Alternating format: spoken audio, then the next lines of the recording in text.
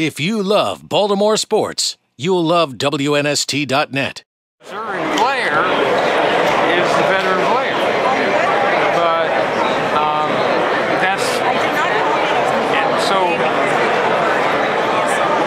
players today get 60% of the gross in the NFL. 63, isn't it?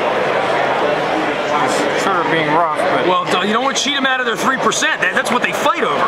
No, they're going to fight for the next year over that 3%. No, the honest part of that is that's the fee cap for what agents can charge players. So it's ironic. I know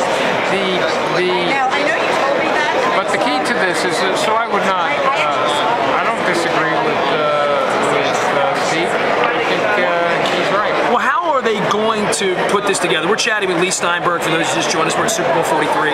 How are they going to find a common ground over the next 18 months? I think unless the economy settles down to some degree, it's not in anybody's best interest to do something long term, but it's certainly, for a lot of people, don't think it's in the best interest to have an uncapped NFL with the wild, wild west baseball's become. Yeah, so remember this. The reason that football is the most popular sport in the sporting news, in every one of the polls, whether it's Sports Illustrated, whether it's Turnkey and Sports Business, by 2-1, the NFL. One of the biggest single reasons is that we have not had a labor stoppage, collective bargaining agreement. There is not an extraordinary amount of time spent in this sport discussing these things publicly. And there hasn't been a strike, there hasn't been a labor stoppage, and everyone has concentrated on building the brand and building the pie. Fans know the games are going to be played. I don't love the current system. I don't love the salary cap. But I do love the fact that we have an agreement that both sides somehow can live with. And it's led to an era of unprecedented prosperity.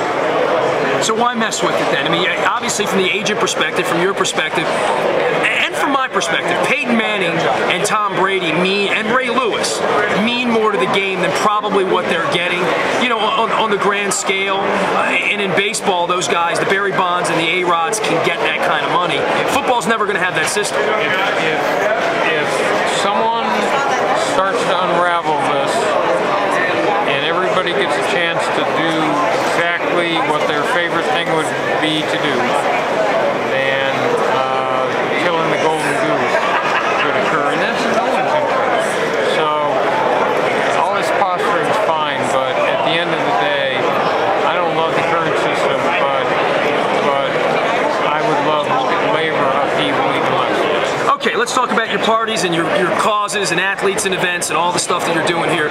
Tell me what's going on in Tampa, what's on your mind right now. I know you've had a lot to do with our soldiers that have come back and honoring them. And well, we have a live hookup at our party between our troops in the field in Afghanistan and Iraq and our party. So you can walk up to the TV monitor and talk to them, and it's to give them a little bit of fun there. The other thing is the party's, once again for the third straight year, green, so it's going to celebrate the Sporting Green Alliance initiative that I've started, which is to take sustainable technologies and put them into stadia and arena, two purposes: to drop carbon emissions and energy costs, and to allow the millions of fans who come to see a solar panel or water urinal for the first time and think about how to incorporate those concepts into their own lives. Mono comes and she helped release an endangered hawk into the wild. So we got, you know, Michael Phelps, David Beckham, interesting, Jamie Foxx, interesting people coming. Tomorrow, a convention of Americana, and we're trying to make sure at the Tampa Zoo that it's for a good cause. Well, Leigh, it's always good to see you. You do a lot of great work, and we appreciate your kindness and your time to stop over here and educate us a little bit more about this situation. We'll see you next year. It'll be Miami next year. Yes, it will. They got the flamingos out there. I know how much you love animals in the zoo. You always have an animal theme at these parties. And sometimes they're human, and sometimes they're four-legged. I've been a party animal. Thanks a lot. Leigh Steinberg. If you love Baltimore sports, you'll love WNST.net.